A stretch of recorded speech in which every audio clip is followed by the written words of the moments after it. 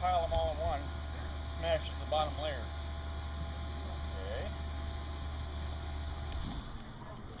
There they are. Lake Michigan whitefish.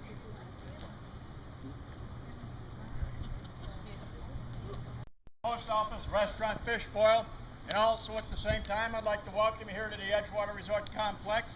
If by chance you do not have a room yet to stay in, or perhaps some later date you may be needing a room, I highly encourage you to go up to the front desk and check with them, and they'll be more than happy to show you some of the rooms and the various amenities that they offer. They all have refrigerators, stoves, microwave ovens, and dishwashers, and they're all fixed up very cute inside. And the same applies for these 4 cottages, which are also rental units. This one's for the housekeepers. As I said, we'd like to welcome you here to the fish boil. I start out every one of these boils with a full kettle of water, approximately 20 gallons of water. Each boil gets a little less than a quart of salt. The reasons I have to keep adding salt with each additional boil is because during the boil over process, I throw a little less than a quart of kerosene into that fire to boil it over. Therefore, we lose half of the water over the side and naturally some of the salt. So I have to replenish that water supply and also add more salt to keep the taste in balance. And also that salt helps with the churning of the fish, the potatoes, and the onions in the kettle, because the salt has a tendency to make that water foam. And the foam in turn slightly raises the rate at which everything boils and moves around, and the temperature goes up slightly. Just like you gals do on the kitchen stove with that little pinch of salt into the saucepan of potatoes. Same deal here, only on a larger scale. First into the pot, we put the little red potatoes. We snip the ends off so that the water will penetrate them and hopefully cook them thoroughly. The potatoes cook for a full 30-minute term. Only about 17, 18, 19 minutes into the boil, depending on the size and the hardness, is when we add the onions.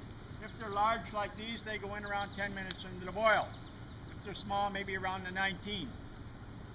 Once we hit the 20-minute period into the boil, that's when we add the fish. The fish have to cook a full 8 to 11 minutes to be done. If we were to cook the fish less than 8 minutes, chances are not all the fish would get cooked.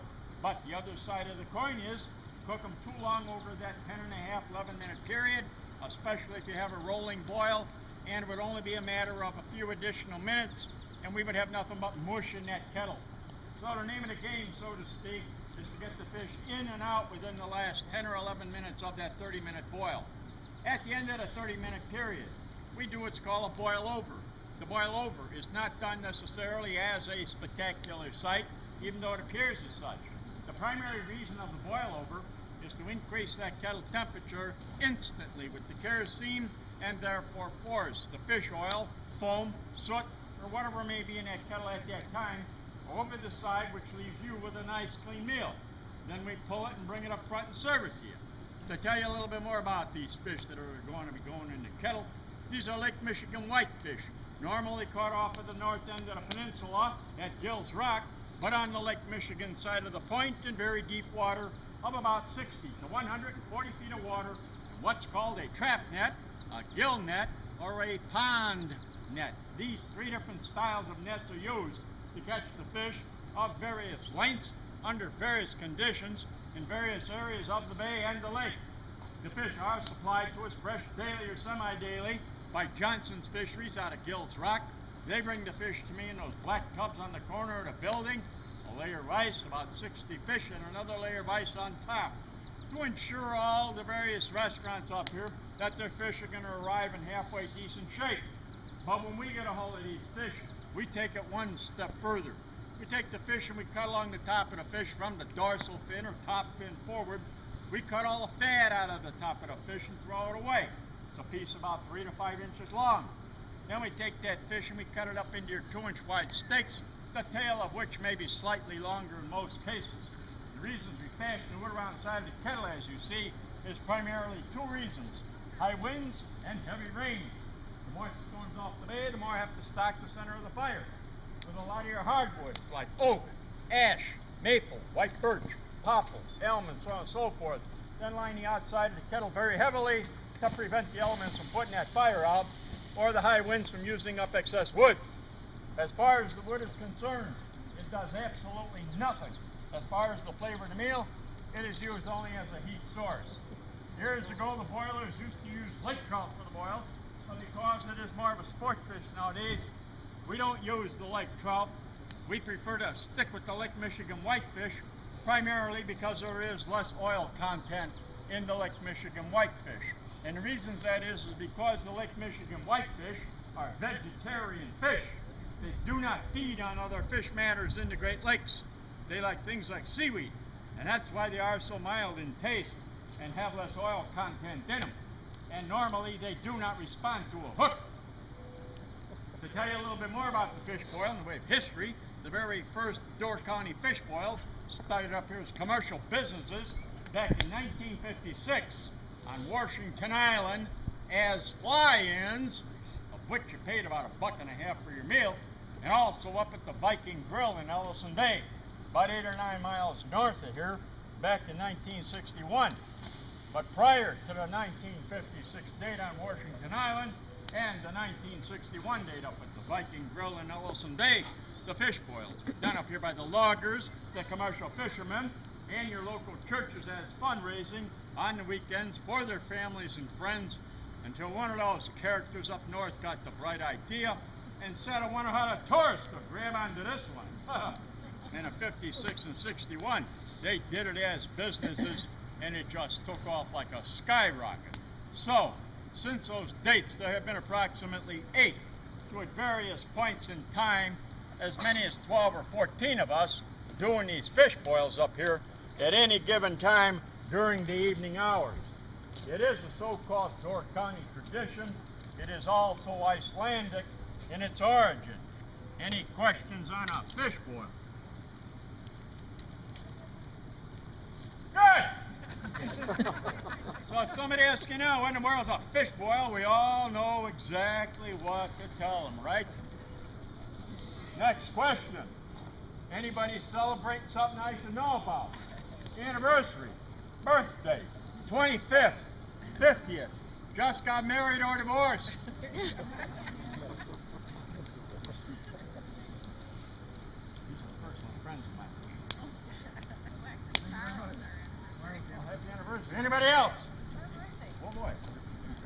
Happy birthday. Happy birthday. Anybody else? What do we got? Hey, we just got married. You know what they say about newlyweds? Marriage is not a word, it's a sentence. When the preacher says, wilt thou? Thou wilt in more ways than one. When you say I do, you're done. Behind every successful man is a woman with that imaginary pitchfork. If she ain't happy, you ain't happy. A marriage license is a license which allows a woman to drive a man crazy. There are the 3 rings of marriage: engagement ring, wedding ring, and suffering. Oh yeah, they say that great marriages are made in heaven. So is tornadoes, thunder, lightning, and hail. They say that newlyweds should come with an instruction sheet on how to operate. So here's your instruction sheet on how to be a good housewife from 1955. And that's for you, my dear. Give me a hand. Anybody else? Have I got everybody? Good. Next question. How do you communicate with a fish? You drop it a line. Did you hear about Charlie the Tuna from Starkist? Well, because of his rotten economy, Charlie the Tuna's not working either. They finally canned him. Why do they cut the heads of the sardines off? That's so they don't bite each other in the can. What fish prey? Holy mackerel! What song do fish sing at night? Some enchanted evening. What did the fish say when it hit the concrete wall? Damn! How much does a pirate pay to get his ears pierced? A buccaneer. Why do mermaids wear seashells? Because B shells are too small and D shells are too big. Got a new rod and reel for my wife the other day. Best trade I ever made. What day of the week you fish? Hey, Friday. Did you hear about that guy that came home to his lovely woman? She was all dressed in a sexy negligee, hair fixed real pretty, wearing the lipstick and the makeup and the perfume and the high heels and the fishnet stockings and all that rigging, the snaggus, you know. She said to her man, tie me up and you can do anything you want. So he tied her up and went fishing.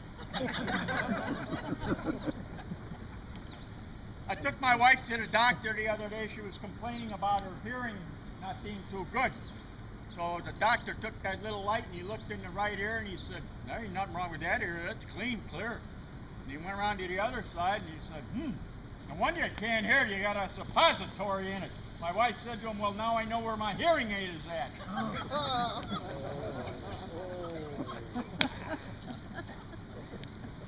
I know all of my jokes smell. I'm going to clam up. I'm giving everybody here a haddock. No trouble about it. Well, we appreciate you coming tonight.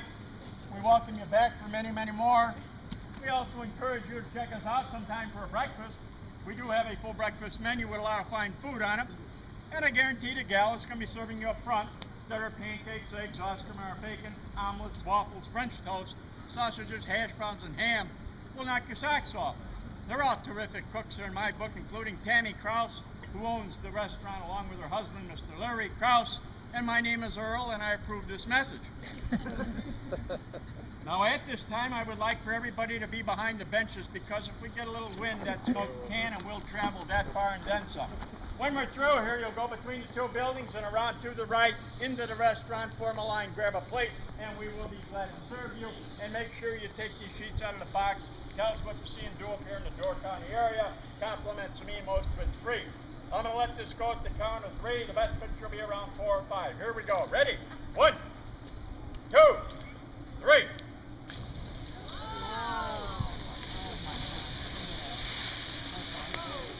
Every now and then I get a seagull in the pot.